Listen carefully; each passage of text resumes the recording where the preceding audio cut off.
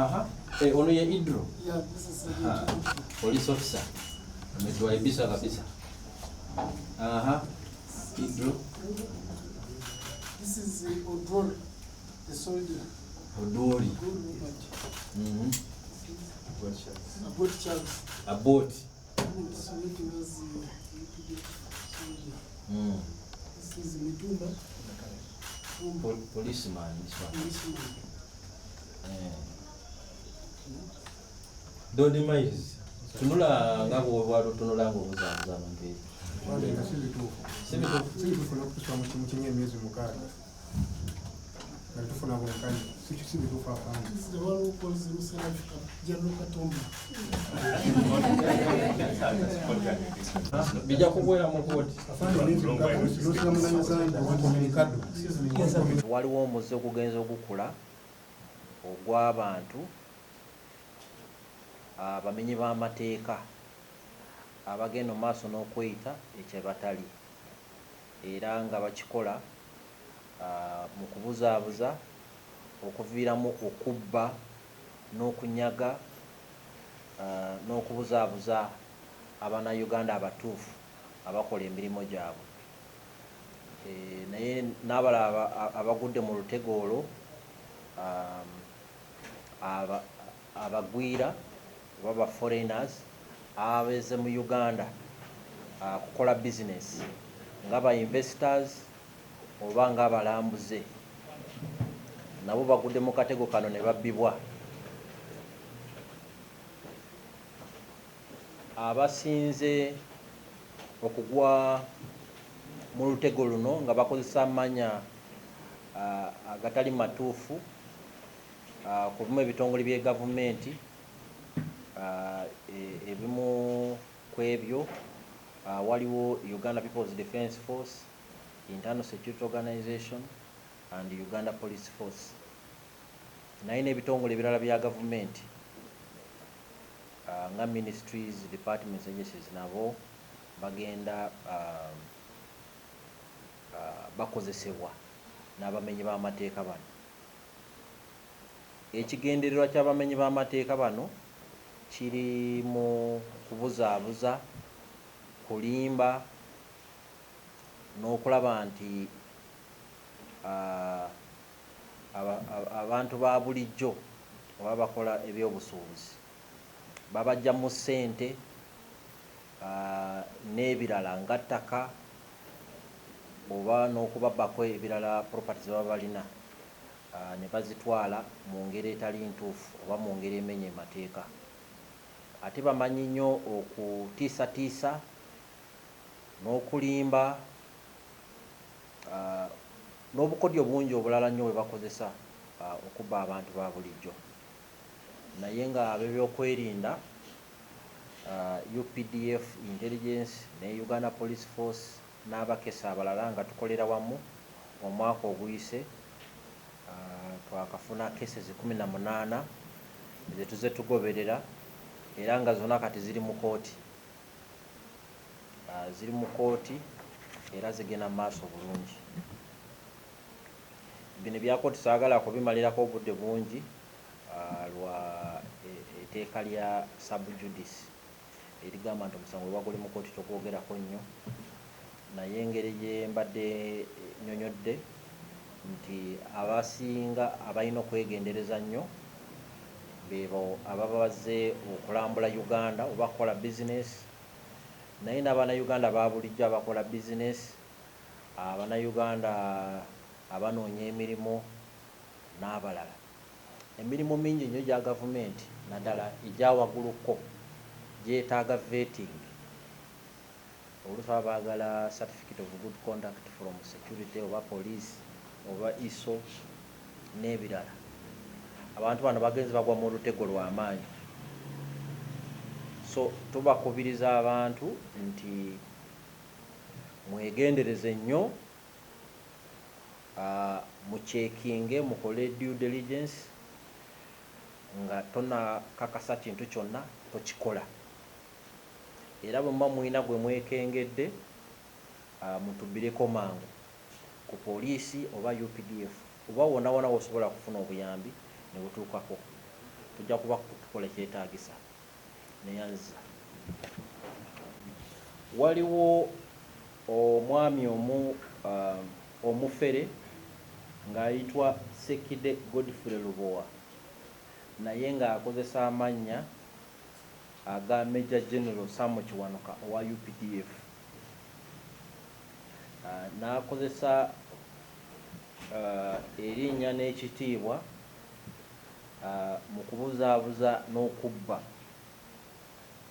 Colonel Retired George Rizia owa Romania nga akulembera ekitongole ekiyitwa Black Wolf Global, nga akibeeramu ne munne gwe bayita Colonel Retired Amos Golan owa Israel.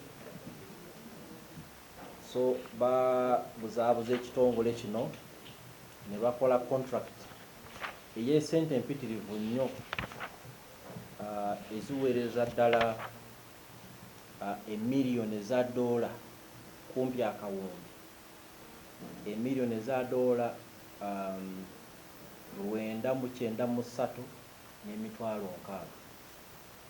Esente zo zikyusakyusaamu mu za Uganda zibeera sente nyingi nnyo. Naye ono Sekide Godfrey Kiryowa nga yali asuubiza eno kampani Black Wolf Global nti agiwadde contract y'okutendeka ab'ebyokwerinda ba Uganda omuli UPDF, police ne bakommandozi n'abalala,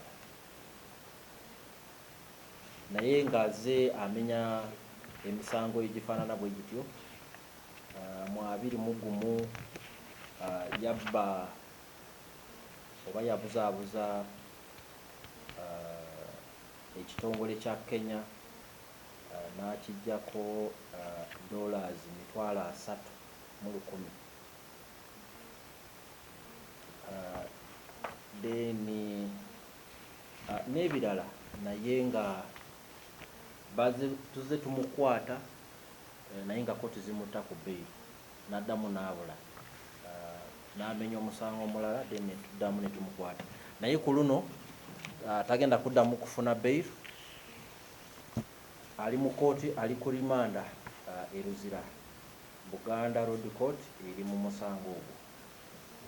Omulala ye Sergeant Idro Dominic, akola ne VIPPU eya Uganda Police Force, nga yeetebya mu kumenya amateeka mu ngeri ey'okukwata abantu mu bumenyi bw'amateeka ne extortions, nga yeeyita mujaasi wa Defence Intelligence and Security Counter Terrorism,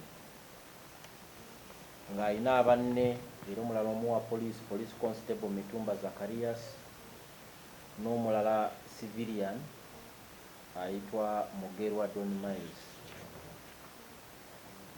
Abalala waliwo Abbott Charles,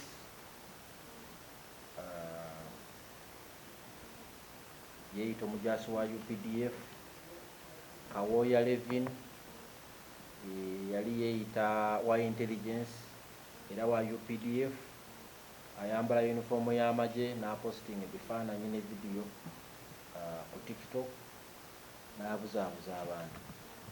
Omulala ye Ssentongo Rogers, abadde mu ddwaliro ly'e Kayunga Regional Referral Hospital nga yeeyita munamagye era naye neyeetuma n'okukola mu mochari y'e Kayunga Hospital okumala wiiki 3 paka bwe batutemyako ne tugenda ne tumukwata. Omulala mujaasi waffe ayitwa Private Odwori Ogari Robert, yali ng'agenda yeebuzaabuza mu bantu nga senior officer wa UPDF ku ranka ya Major, naye nga naye yeetaba mu by'okumenya amateeka n'okubba ng'akozesa violence oba armed robbery, armed aggravated robbery. Omulala ye Kalele Geoffrey era nga oluusi yeeyita Bob Joff.